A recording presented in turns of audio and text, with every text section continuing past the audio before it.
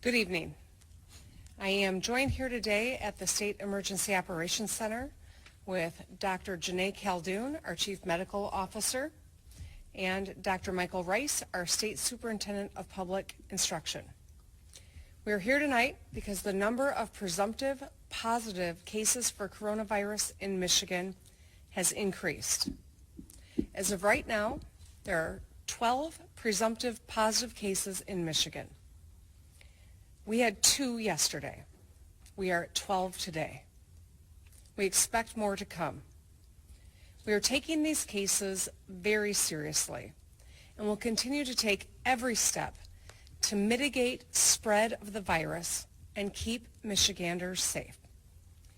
In an abundance of caution, I am ordering the closure of all K-12 school buildings in Michigan for 3 weeks, starting Monday, March 16th, until Sunday, April 5th.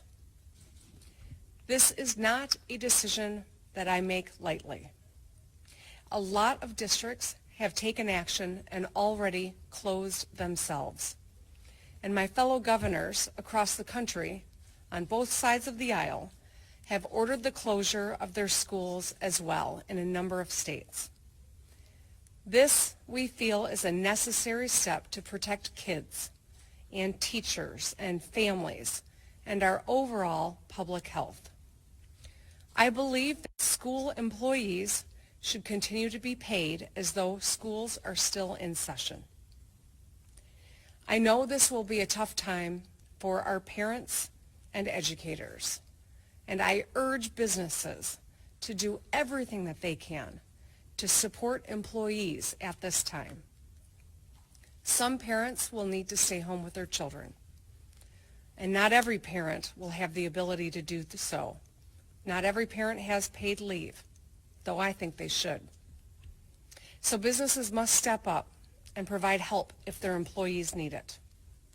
We are doing everything we can to ensure that our families have the support they need during school building closures. And we are working with our local school districts to provide guidance and help children who need it access food during this time. Our number one priority is keeping our families and citizens safe and healthy and mitigating the spread of this virus. Please do your part. Make smart choices during this time. Even if you feel healthy and are asymptomatic, you can unknowingly be carrying and spreading the virus. Assume that you are, and take these orders seriously to keep yourself and your loved ones, your coworkers, and people at risk of serious illness. Again, there are easy things that every one of us can do to lower risk in our state. Wash your hands often with soap and water and vigorously scrub them for at least 20 seconds. Practice touching your face less often. Replace handshakes with elbow bumps. And cover your mouth when you cough or sneeze. I understand that what we are announcing today will prompt a lot of questions. We're going to do our best to answer as many as we can tonight, but there are some questions that we need to spend more time to work to get through. I ask you to bear with us as we work through to ensure the most accurate answers at the earliest possible moment. This is going to be hard, but we're going to get through this, and we're going to get through it together. Michiganders are tough. We stick together. In regard to the state workforce, I will be making a statement in the coming days. And with that, I'd like to hand it over at this time to our Chief Medical Officer, Dr. Janae Caldoun. Thank you, Governor. Today, we learned of 10 additional cases of presumptive positive cases of COVID-19 here in Michigan. This brings our total number of presumptive positive cases in the state to 12. These cases were tested in our state laboratory today. They include an adult female from Ingham County with a history of travel on a cruise, 2 adult females from Kent County, and 1 adult male, all with a history of international travel. An adult female from Montcalm County with history of international travel. 2 adult males from Oakland County, 1 with no travel history and 1 with a history of domestic travel. An adult male from St. Clair County with a history of domestic travel, and 1 adult female and 1 adult male from Washtenaw County, 1 with a history of domestic travel and 1 with a history of international travel. We are working very closely with our local health departments to identify more information about these individuals. That will include identifying their close contacts, identifying when their symptoms started, who they may have been in contact with, and assessing those individuals for symptoms. We are testing 7 days a week in our state lab, and we know that other private labs are testing as well. We want our clinical providers across the state to keep doing the right thing, working with their local health departments and testing people as appropriate. I expect us to find more cases of this disease, and I expect there to be community spread. While we do not need to panic, this is very serious, and everyone must do their part to prevent the spread of this disease. Closing schools for a period of time is an important measure to prevent the spread of this disease. And as the governor mentioned, there are other measures that we can all take to prevent further spread.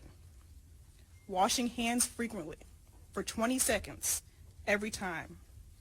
Cleaning frequently touched surfaces often. Covering your coughs and sneezes appropriately. And staying home if ill.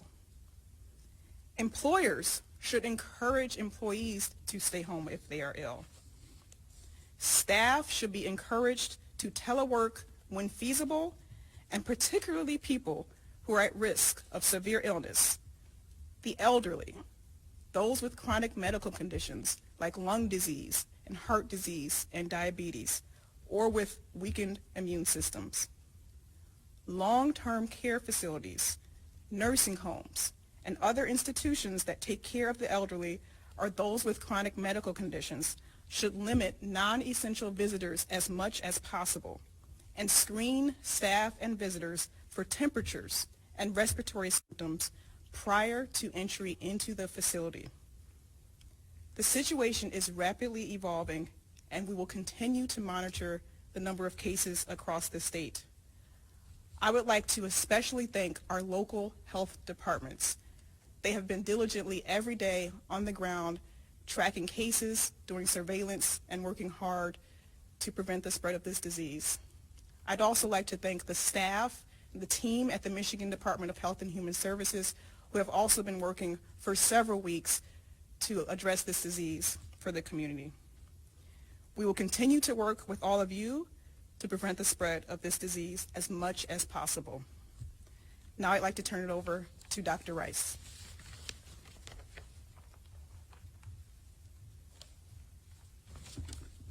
Thank you. Closing our K-12 schools, our pre-K-12 schools, is a responsible decision to keep our students, teachers, support staff, administrators, and volunteers safer and to mitigate the spread of coronavirus. I know this will be challenging, but staff at the Department of Education and I are prepared to work with Governor Whitmer, local school staff, and our partners across state government to get this right. There are many children in Michigan that rely on our schools for meals. We will be working with our local school districts to provide guidance to help children access food during this time. We appreciate the governor's swift action, and we will continue to work with our local school districts to help them through this challenging time. Thank you. Thank you. Michiganders are some of the most resilient people in the nation and around the world, for that matter. We have faced and overcome many hardships throughout our state's history. If we take appropriate and responsible actions, we can mitigate the spread of this virus and save lives.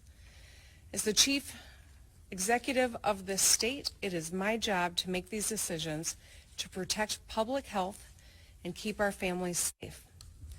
We had 2 cases yesterday. Today we have 12. We expect more to come. We expect a lot of questions, and we are going to navigate this with the best science and facts and move swiftly in an informed way and keep you informed as well. With that, I would be happy to take a few questions. Governor, the state of Ohio said today that they believe they have about 100,000 cases or people infected. Even though Michigan only has 12 cases right now, do you suspect that there are more infected? Do you have an estimate as to how many? I'm going to ask Dr. Khaldun to answer a little bit of that question, but I'll just start with this. We've always known that the coronavirus would appear in Michigan. With all of the travel that happens and the aggressive nature of the spread of this virus, we knew that this day was going to come, and that's why I started the SEOC a few weeks ago to get up and running, created the task forces so that we could be swift and informed as we make decisions, and that's why these actions have been so important to help us be in this position now where we can move forward. With regard to predicting or having any sort of modeling about what that ultimately might look like in Michigan, I don't know if Dr. Khaldun can give you numbers, but I'm going to ask her to take a shot at responding to your question. Thank you, Governor. So yes, right now we have 12 presumptive positive cases. I expect that there are more that we just don't know about yet. I don't know of a specific number. I can't give you that estimate at this time, but I do expect us to find more cases, and it is incredibly important that people who have been in contact with individuals who have confirmed disease contact their medical providers so that they can get tested appropriately, so we can understand more about the disease in our state. Dr. Khaldun, you might be able to answer this one too. How quickly are tests being turned around? I know you've said in the past there's a 4-hour turnaround, but is it longer once you take other items like transit time into account? Yes, so the process for actually getting the lab test result is certainly longer than 4 hours. We are receiving them every day. As long as they get to our lab at a certain time, we're able to batch them and run them during that day. And we are doing our best to have them resulted within 24 hours at this time. Dr. Khaldun, this might be another question for you as well. Do you feel like we have an adequate number of test kits in Michigan right now, and where are we at in the process of getting more from the federal government? So as of today, my state lab has enough test kits for the volume that we have been seeing, and we've been running them every day. What's promising is that other private labs also have the ability to run those tests right now. But absolutely, I'm telling my clinicians, do not hold back if you think it is appropriate for someone to be tested. And so what that means is as we are continuing to test appropriately, as we start finding more cases, it is a possibility that we will run out of tests. So it's incredibly important that the federal government keeps up with that demand. And to that point, do you think more people should start to get tested, even if they don't check all three of those boxes right now, as we're seeing more of this spread? Is that what you would like to see happen? I think people, if they're concerned, they should have a conversation with their clinicians. I don't think everybody needs a test, but certainly it is up to the clinician's discretion. Doctors know what they're doing, and they know how to think about these individuals who may need a test. Is there guidance for those? There is guidance that includes the clinician using their discretion as far as a test needing to be done. As far as the school closures go, are there considerations about like the school year being extended sometime in the future, or what type of impediments this might place in the way of like standardized testing? So obviously there are ramifications to these decisions. We think that it's in the best interest of the health of our population to take these steps, but we are cognizant of the fact that a lot of children require special needs instruction. We are cognizant of the fact that we have a lot of children in Michigan who get 2 of their 3 meals in the school place. And so we are working through how we address those. Clearly, the question around standardized testing is one that we will grapple with, as will many states, frankly. What this means in terms of a school year at this juncture, this 3-week closure lines up with the vast majority of spring breaks that are on the calendar, so it really is about 2 weeks. We're encouraging schools with which this doesn't line up with spring break that they adjust and plan to be back into class on April 6th. All of that is dependent, of course, on where the facts take us and what we think is the appropriate and responsible thing in terms of starting class back up. But we did want to say these recommendations, this order is not in perpetuity, as we need to adjust and extend. I will along the way, but it's always going to be with the guidance of our educators and, of course, most importantly, our public health officials. Dr. Khaldun, you mentioned earlier today that that some of the private lab data was not included in the state data that's on the website. When do you expect to start syncing that data between the private labs and the state labs so people have a more complete picture? So we have to rely on how the current system works. So that will take data, updates to our data system. Right now, we're trying to work closely with the labs to make sure at least the public health departments have the right information for those cases so that we can quickly do that contact tracing, identify who they may have been in touch with for the public health purposes.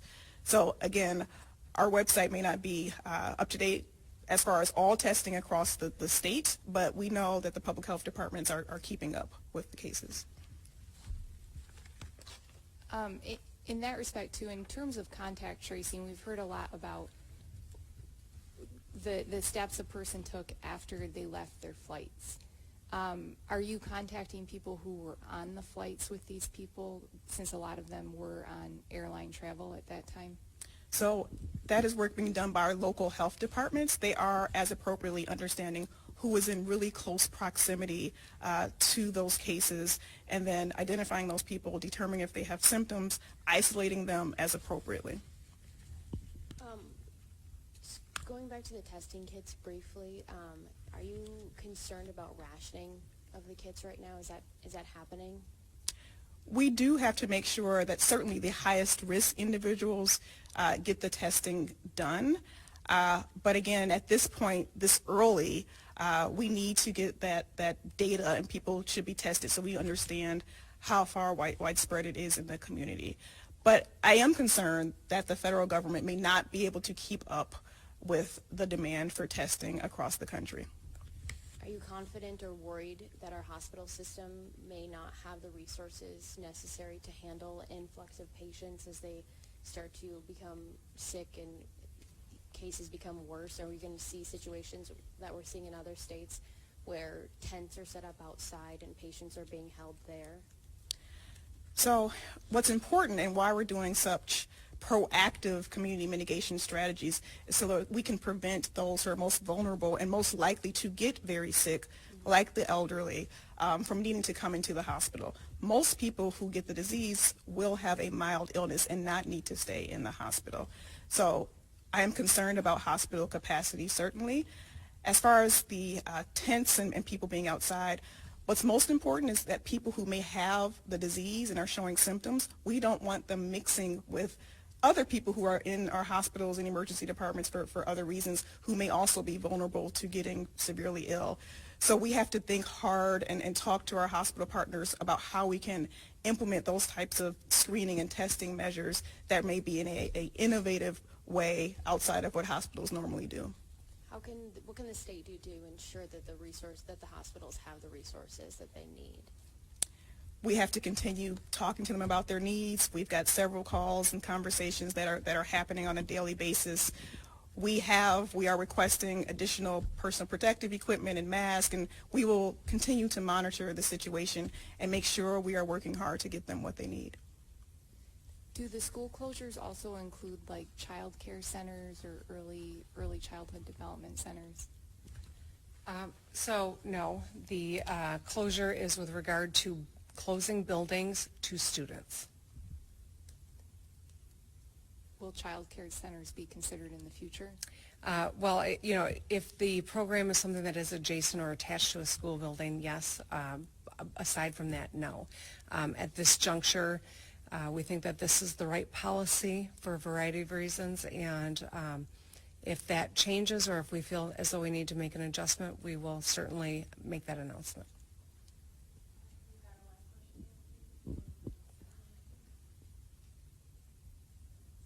Okay.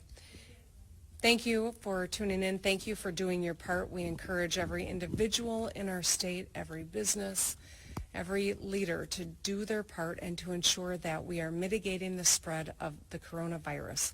As developments happen, we will keep you informed, and we will continue to make decisions based on the best science, the best practices, and always based on the facts. Thank you and good night.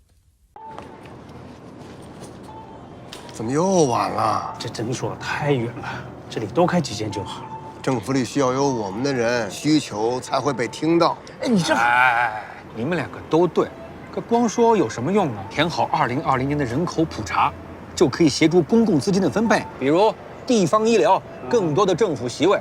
想要给自己发声啊，赶紧上网填，打电话也行。请上2020census.gov 完成普查。